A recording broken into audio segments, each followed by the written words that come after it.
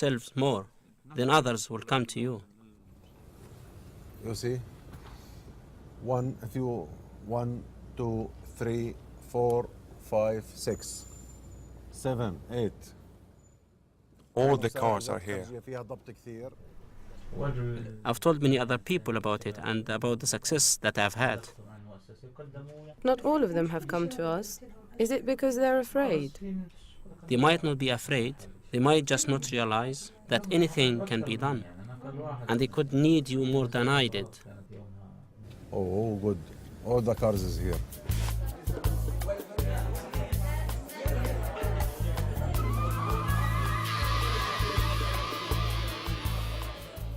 It's International Anti-Corruption Day, and Transparency Palestine have organised a gala event in Ramallah to bring together all those fighting corruption in Palestine. A special guest is Transparency International's Managing Director, Cobus de Swart. Not only are we proud of the work that our Palestinian chapter is doing, but that work is highly regarded in the international movement as a member that in many ways are leading the way in putting corruption under difficult circumstances often at the center stage in the struggle for social justice. And it's the work of the Advocacy and Legal Advice Centre, the ALAC, that's particularly impressed Cobus. Over the last couple of years, this has indeed been one of the key initiatives of Transparency International worldwide. We have seen over the last couple of years, in particular, across the world, that ordinary citizens care immensely about corruption. In order to give an avenue for ordinary citizens, we created these advocacy and legal advice centers. Our ALAC here in Palestine has been particularly effective. It's one of our younger ALACs. It's one of the best. There is one group which hasn't been able to make it, the Transparency Palestine workers based in Gaza. But they have an audio link to the event. They have an active local office, working under very difficult circumstances, and are unable to leave the Gaza Strip. In many other countries, anti-corruption activists look to the work of Transparency Palestine as an example of what can be done. And here, the work of the ALAC is getting special attention. It's at this event that Mohammed is up for a Transparency Palestine Integrity Award. السيد محمد الحلاق وهو مدير عام النقل الحكومي في وزارة المواصلات. He has been chosen as the individual worker who has achieved most in the drive against corruption.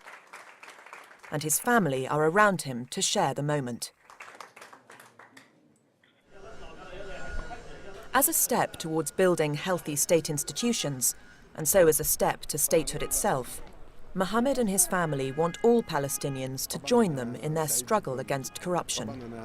I'm very pleased with this award, and we will continue with our work from here. And I encourage my colleagues to continue with this work, and everyone to do what they have to do without being scared.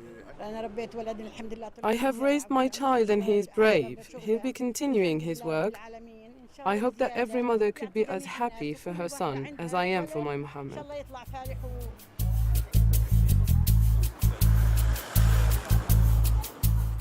It's a sign of the changing culture that rather than finding it an annoying intrusion, Mohammed's bosses in the Ministry of Transport welcomed the scrutiny of an outside organisation.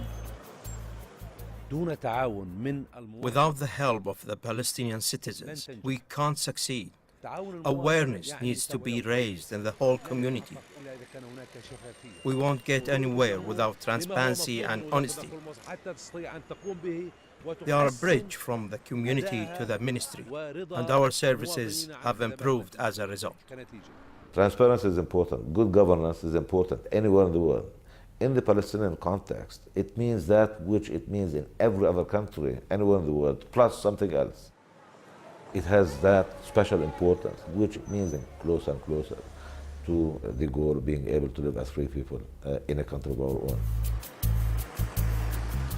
Winning the award is not the end of the campaign for Mohammed. Some of the higher government officials have taken the issue to court, looking for an official judgment that they're exempt from the law prohibiting the use of government cars after hours. Mohammed and his colleagues think this would be a backward step, and to gauge support and do spot checks on government cars, they've organised a nighttime roadblock.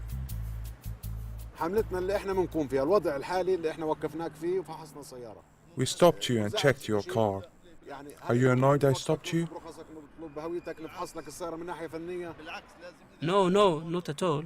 I'm a government employee. This isn't my car. It belongs to the government. So you agree that it's wrong to use the cars for personal use?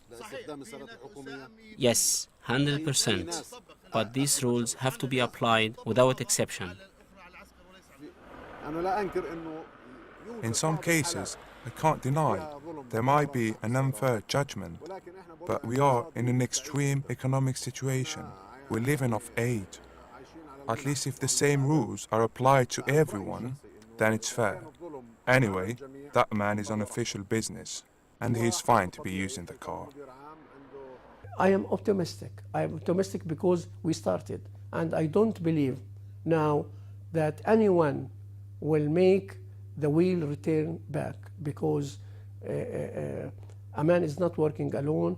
This is part of the political will of many people in Palestine now, that they want to see Palestine with minimum corruption. On the whole, I think you would see that it's been extremely successful.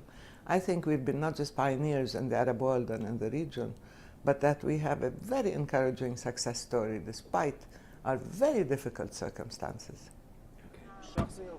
The day after winning his award, Mohammed is at the court to hear the judgment on whether higher government officials have unlimited use of government cars. He's hoping the court will uphold the strict interpretation of the law. And a departing government car doesn't go unnoticed. This campaign is our biggest achievement, and we started from scratch. And now we have a new goal, which is that after working hours, all use of the cars will be strictly prohibited. These people who are fighting corruption are reducing it bit by bit. Anyone who wants to be corrupt in government or in an organization will find it harder now because of them. You won't get away with much. That is the job they are doing. Thank Allah, I'm now safe and secure in the knowledge that I'm in the hands of the proper authorities and Aman. The fight against corruption is gradually bearing fruit. Progress is slow and involves a change of culture within societies and the highest reaches of government. But with the help of groups like Transparency International and their local advocacy and legal advice centres around the world, small victories are accumulating. And today, another can be added, as the court supports Mohammed's standpoint. I'm really pleased with the court decision, so we can now get on with applying it. I'm very happy. I'm even happier than yesterday when I won the award. My heart is beating. I'm so happy I don't know quite what to do. Should I go back to the office now, or should I go straight out on the street, putting the new ruling into action? Either way, I'm overwhelmed.